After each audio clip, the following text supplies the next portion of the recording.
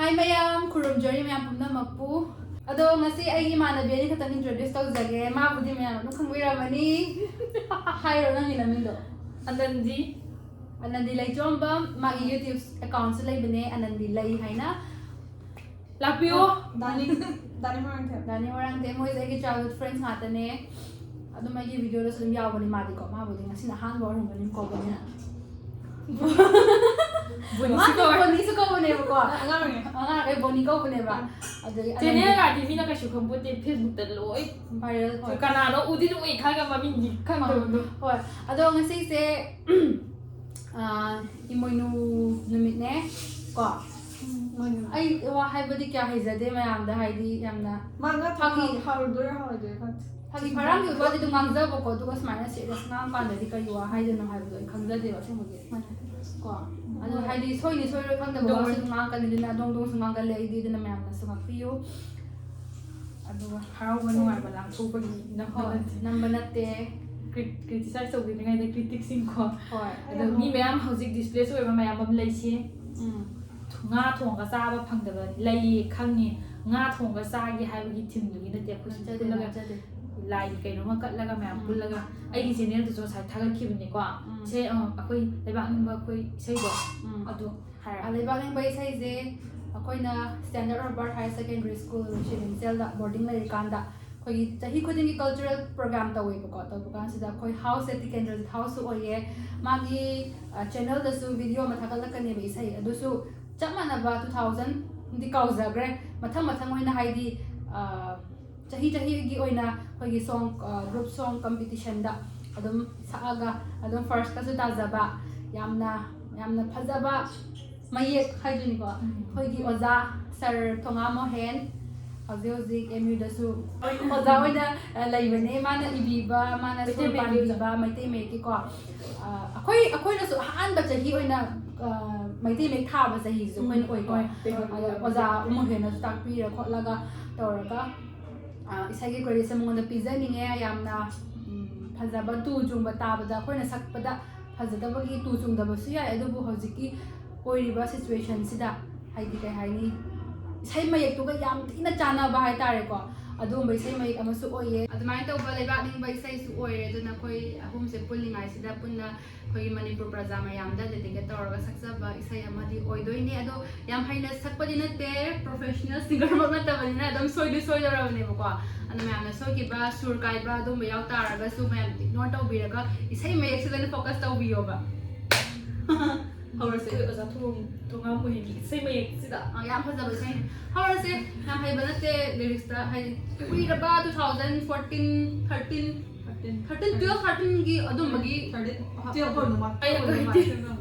adum bagi sai mai adu na kaure bu ka an si man ki dore ne bai so ne re ko so nati sida no ne sama okay ado hauzarage 2 3 start Meisa langliba maphamse Eram damni eikhoigee kaina mai khuna mamliba lamdamse chak tung fi thong manadraba lamdamse haurak famni eikhoigee manipur haurak famni eikhoigee Meisa langliba maphamse Eram damni eikhoigee Eram damni eikhoigee Chayam pokpi mama oirubana Nomata shumitlugi pirang kangdribini Imagi pirang su tay thok pi na balay tare anaw bi hai ba lo oi re ne na shiri imagi pirang su tay thok pi na balay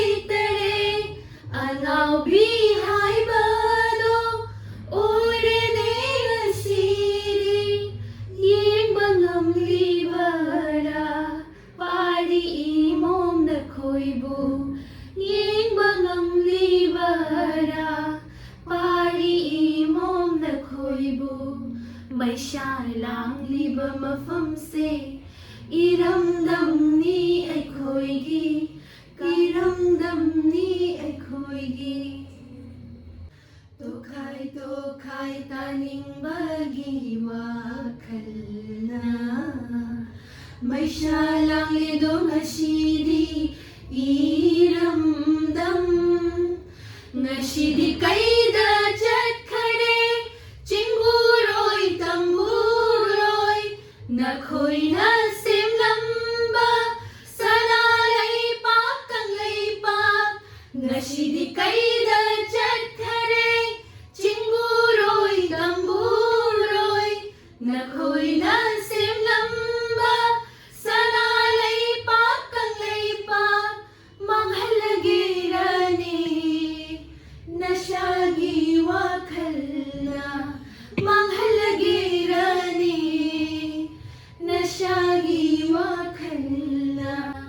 मैसा लांग्लिबा मफमसे इरमदमनी एखोइगी कायना मैखुना मंग्लिबा लमदमनी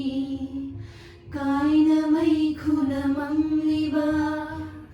लमदमनी ma'am इसे स्वाइदे लोइसिनजरगे अदो मैमना करी हाइजे फजदे हाइबिरमो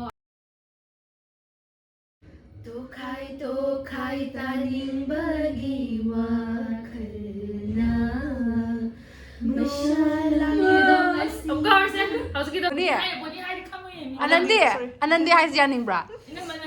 इनमनदी यानिंब्रा हाइजे येंगो ma'am सिगी cup आइना खतम थेंगा लाक्सबा सिसुना आई दम पुबिरपनी आई कपसे मोय difference से body मतुंगिना आई ले थक्तनि जेउजी 나가서 아이리 사전 하비로 봐. लिरिक्स माना इरी हाइबा इमानबी 이러가. लमदमनी हाइ 마샬랑이 뭐 섞어자. होय मा लमदमनी हाइड मखा गई होगे अखो को थोफी तुमानद्रबा लमदमसे 시야. इराउरफमनी एखोइगी मणिपुर हाइ जन को अनि रखे होय डबल अर्ने बको टू बा जगियाम पोपी ममा ओइरुबा नोमतसु मितलुगी पिरां कंद्रिबिनी इमागी पिरांसु तैथोपिरबा लैतरे अमागी हाइबानो 너희도 일라에 해봐. 아이도 नतिबा असे मोदि मोनि सेनि हजबने बको अदो खै sak लेरबा अखोइजे कन्ना असेंबा टाइपता साफेबा. जे इसा लाजो थके को हौरफम एखोइगी मणिपुर हाबि अदो योदा गारिबो अदु नोइ अदु कोकतो 소리도 फजana कइनोदा लाइने हाबा पिरांग दो कमाइ सिंगे इमागी पिरांग सु हाइबो कमाइ गे से मा जे नंग हाना फजाना साथो मी डिस्टर्ब तौबियो इमागी पिरांग हरबा कइनो अरे पसु लेबो सिको पानी हम पान पाय अदु हरबा सम मा हाजन इमा सिदि वां खतौ नत्रा मखन थोरकने अदुना इमागी पिरांसु सिदि अरु बनेबा इमागी पिरांसु अदु चुमिगना चुमि पुलम सम ग्रुप तरी अदु थिरुनो पा तौसला जे दुम अजले हौजी भिडियो मुनारी बानी मागे थागत के ना मया आई लारो आई काइना रे कनाना थागत हाइ बजे आइना हाइ बना नंदा नंदी आई दगी लाकनी भिडियो मनमिनसी इसै सक्से हाइदब्रा आइना आइना हाइ भिडियो मरी रक नट्रो हनबदो मिजंगा काइना मैखुना ममलिबा सिगी इसैजा क्याम कुइ आइना न सक्से हाइजा अन्त आइना सक्से हाइजा नंगी जे 2022 दे हाइ पोइ नि को सो तौ द्रबने माइ वइ जे माय खंबा सुरंग पाना अमंग थाना सैदिक सयंगबो मु येंगना तौलेने अदो आई दिल्ली दा लागा हेंग सि थेंनाबा नुमित सिदा दानि होदा अदु दोहाइनै सि हु अदि आइना हाइबने जु दो बबनिया अदि आइना हमने दानि थांग मेसेज पाना मेसेज उरी मेसेज जंग मा बुका पुथरो नो थागि नो अमन थोसी 12121203 बा 07 तो हदु पाना जेरो दुन ओइ सिंदो द जेमे 예우가 2000 kya tu yang ko November 5 2023 dagi ni ko sigi isai je taunai se khoina uraba maya sake na tauba isai je mu kaw gi tu ai sa tha bai mon dio tu ꯑꯗꯣ ꯇꯥꯔꯣꯏ ꯑꯩꯈꯣꯏ ꯂꯩꯕꯥꯛ ꯅꯤꯡꯕ ꯌꯥꯝ ꯅꯨꯡꯁꯤꯕꯤ ꯏꯁꯩꯅꯦꯕꯀꯣ ꯑꯩꯈꯣꯏ ꯑꯣꯖꯥ ꯊꯣꯉꯥꯝ ꯃꯣꯏꯅ ꯏꯕꯤꯔꯝꯕ ꯑꯗꯣ ꯁꯤꯒꯤ ꯄ꯭ꯂꯥꯟꯁꯦ ꯃꯥꯅ ꯁꯨꯛꯇꯧ ꯇꯧꯔꯛꯇꯕꯗꯒꯤ ꯑꯩꯅ ꯑꯃꯨꯛ ꯈꯜꯂꯦ ꯍꯟꯗꯛꯁꯦ ꯑꯩ ꯆꯦꯅꯦꯜꯁꯦ ꯀꯨꯏꯔꯕꯅꯤꯅ ꯍꯣꯏ music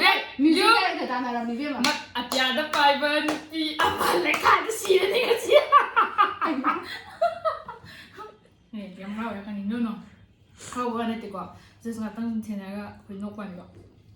ꯑꯗꯣ ꯅꯠꯇꯦ ꯑꯗꯩ ꯃꯥꯅ ꯁꯨꯡꯆꯦꯟ ꯁꯤꯜꯂꯛꯇꯕꯗꯤ ꯄ꯭ꯂꯥꯟꯁꯦ ꯁꯨꯃꯥꯏꯅ ꯇꯧꯗꯅ ꯑꯩꯅ ꯐꯔꯦ ꯑꯗꯨꯗꯤ ꯑꯩꯁꯦ ꯁꯨꯃꯥꯏꯅ ꯇꯧꯗꯅ ꯂꯥꯏꯔ ꯇꯥꯜꯂꯕꯅꯤꯅ ꯑꯩꯁꯨ ꯄꯩꯁꯥ ꯅꯨꯡꯁꯥ ꯇꯥꯟꯅꯕ ꯃꯇꯝ ꯈꯔꯗꯤ ꯁꯨꯃꯥꯏꯅ ꯂꯥꯛꯑꯒ ꯗꯤꯜꯂꯤꯗ ꯂꯩꯗꯣꯔꯤ ꯑꯗꯨꯅ ꯅꯪ ꯅꯣꯏ ꯁꯨꯇꯤ ꯐꯪꯀꯥꯟꯗ ꯂꯦꯛꯑꯣꯕꯔ ꯇꯧꯔꯀꯥꯟꯗꯨꯗ ꯁꯨꯃꯥꯏꯅ ꯇꯧꯗꯅ ꯗꯥꯅꯤ ꯍꯣꯏꯗ ꯊꯦꯡꯅꯔꯒ ꯅꯣꯡꯃ ꯏꯁꯩ ꯃꯆꯥ ꯑꯃ ꯉꯪꯊꯣꯛꯃꯤꯟꯅꯗꯅ ꯂꯩꯃꯤꯟꯅꯔꯁꯤꯅ ꯑꯩꯅ ꯍꯥꯏ ꯈꯪꯉꯕ ꯑꯗꯨꯒꯅꯦ ꯄꯨꯔꯥ ꯑꯇꯤꯌꯥꯗꯒꯤ ꯀꯨꯝꯃꯛꯑꯦ ꯑꯗꯨꯒꯅꯦ ꯃꯤꯒꯤ ꯏꯁꯩꯗꯣ ꯚꯤꯗꯤꯑꯣꯗ ꯃꯥꯒꯤ ꯃꯉꯣꯟꯗ ꯊꯥꯒꯠꯀꯦ ꯇꯧꯕ ꯉꯝꯗ꯭ꯔꯥ ꯄ꯭ꯂꯤꯖ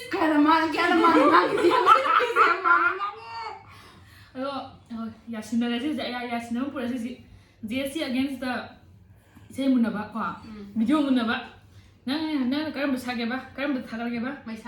ꯃꯩꯁꯥ ꯑꯩꯅ ꯀꯩ ꯊꯥꯒꯠꯂꯣꯕ ꯑꯂꯨ nanginanya ipana ipuna ꯆꯠꯂꯣ ꯏꯄꯥ ꯏꯄꯨꯅ ꯀꯥꯏꯅ ꯁꯤꯟꯗꯟ ꯂꯥꯡꯁꯦ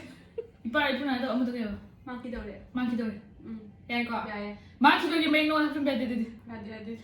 ꯏꯁꯩ ꯑꯅꯤꯃꯛ ꯑꯩꯈꯣꯏ ꯑꯣꯖꯥ Mohen ibibani ꯑꯣꯖꯥ ꯊꯣꯉꯥꯝ ꯃꯣꯏꯅ ꯏꯕꯤꯕꯅꯤ ꯖꯤꯔꯤꯗꯒꯤꯀꯣ ꯑꯩꯈꯣꯏꯒꯤ ꯃꯩꯇꯩ ꯃꯌꯦꯛ ꯇꯥꯛꯄ ꯑꯣꯖꯥ ꯀꯣ ꯃꯩꯇꯩ ꯃꯌꯦꯛꯀꯤꯗ ꯃꯥꯁꯇꯔ ꯑꯣꯏꯔꯕ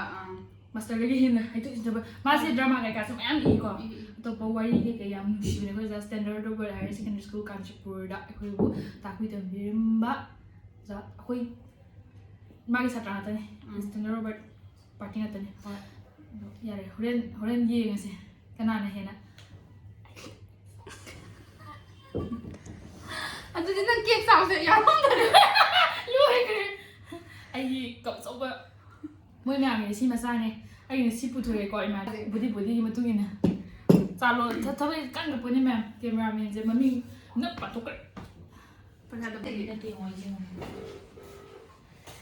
이마를 보고더기 댄스 또 보미나 때봐 이제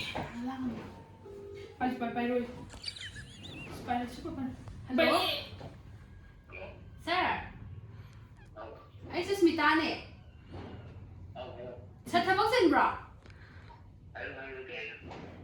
isay lyrics amta hangge daw ne kaina sir na siem gi bado akoy mayam lay akoy mayam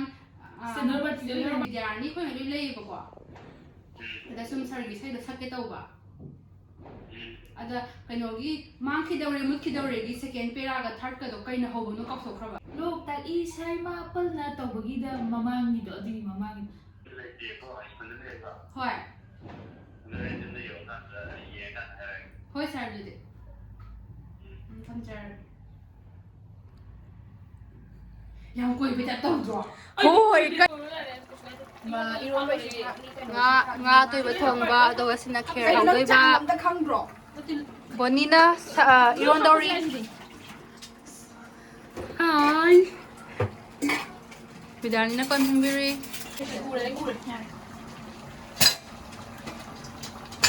hawdo di maliko Sabi ato. hera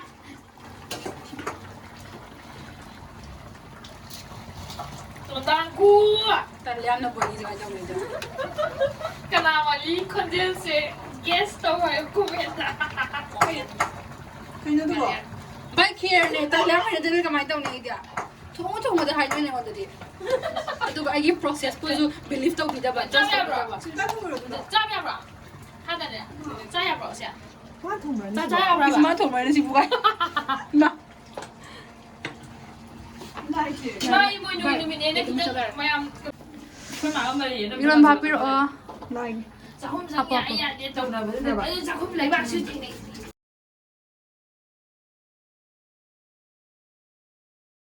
anandi like or masila 아스 뭐디시가 hoisi imoino ka cha doi ne